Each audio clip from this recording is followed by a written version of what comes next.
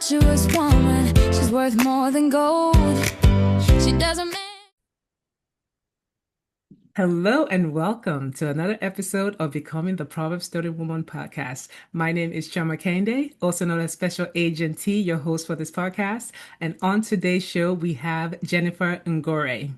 Jennifer is a founder of Imara Health AI, where she helps healthcare organizations lead the AI revolution with wisdom, integrity, and human first lens. With her background as a nurse, her work is rooted in real world experience as a deep commitment to ensuring technology enhances and not replace the heart of care. So on today's show, welcome Jennifer Ngore, everyone, to the show. Yay. Thank you so much. Thank you so much, Yoma. Yes, thank you. Thank you for being on the show, Jennifer. So, Jennifer, actually, one thing I just wanted to say is one big deal. I saw that in terms of for the hymns, you got awarded. Can you talk a little bit about that in terms of for your hymns award that was on? Because that's a big deal. If most people don't know, like the Health Information Management Systems organization, and you were I feel like your business was placed. Can you explain a little bit more Oh about? yeah, so actually it's not my business, which is it was actually my face. So I am the I don't even call it a brown face. The brand face for this organized software vendor they call Point Click Care. They're Okay. the largest software vendor for senior living, so assisted living, nursing homes, and also they do a lot of population health. In 2024, last year. Oh, 2025. Oh my goodness, the years. I So know, in I know. 2025, I've been a No. client. So the organization I worked with, we've been using the software for over 10 years, and I'd been a really strong advocate for, the voice of the clinician and helping them, getting them with their roadmap. So in 2024, they picked me to be the face of their software. It's like a Nice. $2.2 billion Nice. dollar company, Yeah. right? Like a Nice. girl from Kenya Oh, that's amazing. No, having the congrats on that.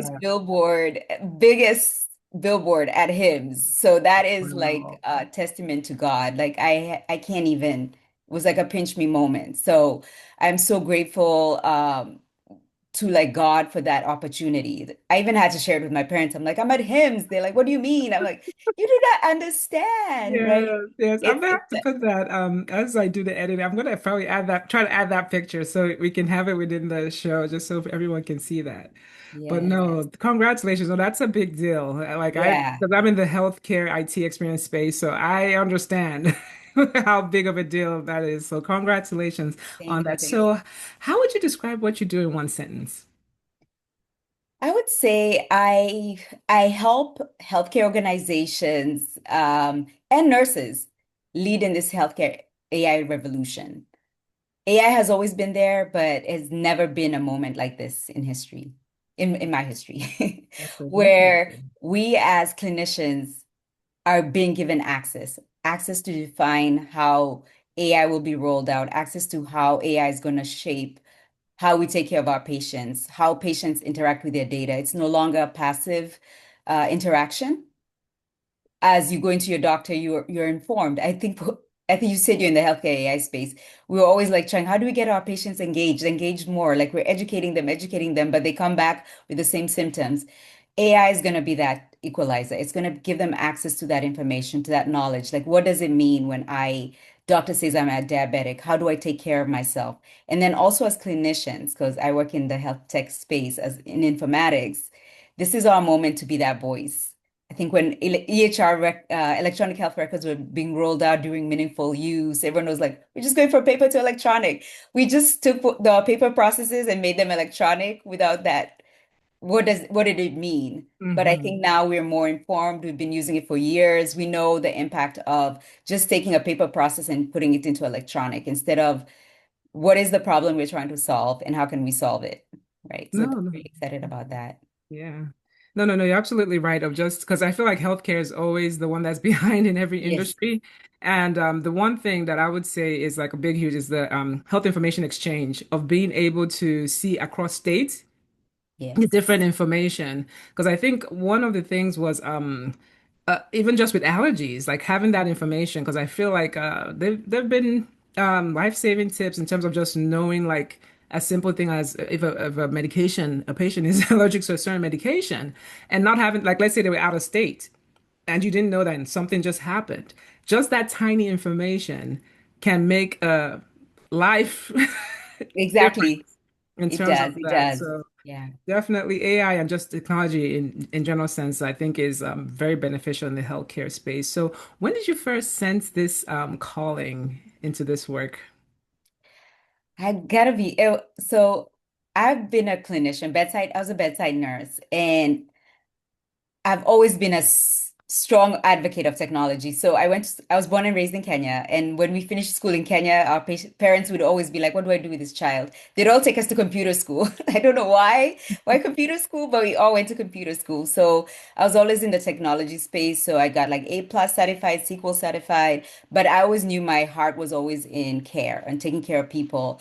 I lost my grandfather at a very young age due to lack of access to care. And that kind of sat with me for a long time. And I knew I wanted to take care of people. Like, how could I change the system? So I decided to become a nurse, went to nursing school, was working on the floor. And when they told us electronic health records are coming, I'm like, oh my God, this is my space, finally, right? As you were saying, healthcare sometimes is lags in implementation. So I was the strongest advocate. I was the super user. I was telling the nurses how this is going to be so great. We're going to be going home on time. We're going to know what's happening with your patients anytime, anywhere, until the reality set in. At 2 a.m., I'm sitting there staring at my computer, all these alerts. My screen is red. I'm working 12 hours shift.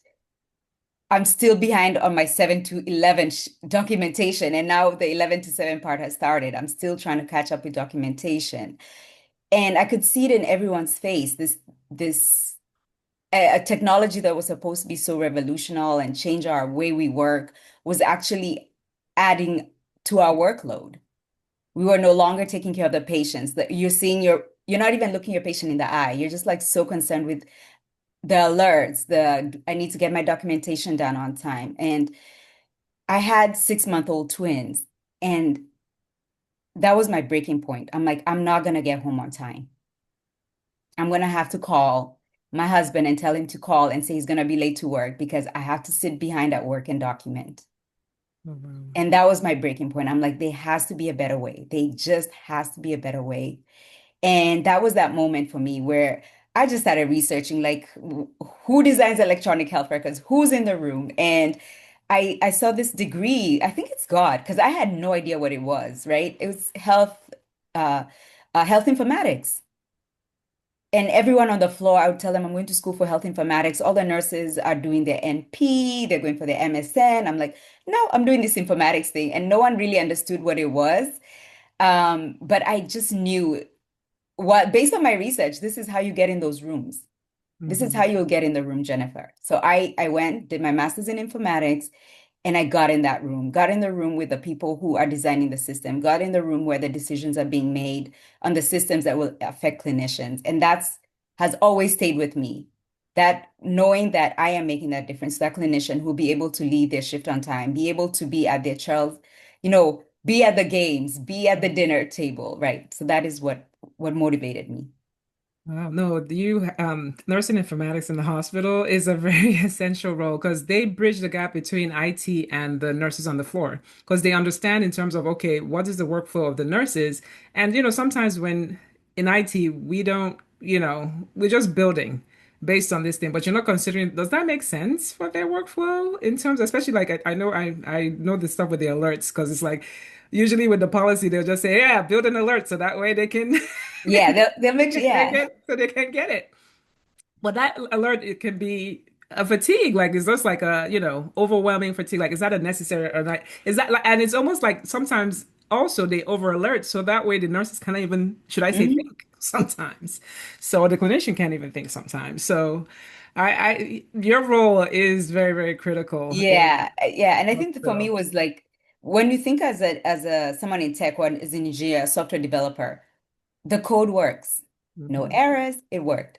Until it gets on the floor and the nurse is like, I Right. know. I know the temperature is high. I get it. I get it. You don't need to Right. tell me 10 million times. I Right. get it. Right. I Right. have critical thinking. I get it. So, That's the part. Yes, yeah. critical thinking. That's like necessary. It's not everything has to be an An alert. Yeah. thing. But yeah, definitely. So how do you balance this? Because you kind of talked about it. Because you said you had a six. Did you say you had 6 month old twin? Not just Not one. now. I mean, When at the time. At at the the time. time. Yes. Twins, and then you're, oh my goodness. So how do you, I guess, balance that as, I guess, with the work? I mean, now I'm guessing, is this thing, but how do you balance like work with family and, being able to go, like, how do you work-life balance? How do you balance all that with the business and everything? Help. I get help. And automation. Thanks to AI. I have a lot of automations built in. I also have help. I have VAs who help me Okay. with my business. I learned early. I cannot be in two places at once. So I really need the help. So I have VAs who help me, and then I built in a lot of automation because I'm in the AI space. I've automated responses, my content, and also knowing what to hand to the VA and what I need to be present for. If I take it all in, I cannot show up in my zone of genius if I'm trying to do it all. No, So that's I true. have to make sure that I am delegating. I think as nurses, we learn that also early. Like you gotta delegate, otherwise you'll never leave the shift. Hmm. So delegating and using the resources I have. And I also have a strong, like my husband, he's been my partner. He's like supportive and he knows sometimes, like on weekends I have to go, present at conferences or not be home. So having a strong partner and also like God, like guiding me through this, like praying through whatever I'm doing, making sure what I'm doing is led by God, not doing for busyness, but with a purpose. Hmm. Yes, not doing for business. Yeah, no, that's true. Not just doing it just to do. Yeah. Like in terms of just being led, because I feel like sometimes we just go and not not having direction Yes. in just certain things and just not just doing it for that. So can you just tell us a little bit more about your business, just in terms of details? So you said like what the clients that you serve. Can you just talk a little bit more about that? Right. So I serve two clients. So I help nurses. I'm very passionate about clinicians. So I have this academy. It's called the RN2IT Academy, where I teach nurses to transition from bedside to tech. We need nurses in technology. We need you in the room. So um helping them learn like what it takes. Like you already have the knowledge. You don't need to go back for all these certifications. The knowledge you have is an asset. So teaching them how to leverage that using AI as well. So we help them with figuring out what their strengths are, guiding them with like we have a simulation where they work through what works well for them, and then we help them with their resumes, their LinkedIn, interviewing, and making sure they're ready when they show up on day one at that job as an informaticist or as that nurse in tech.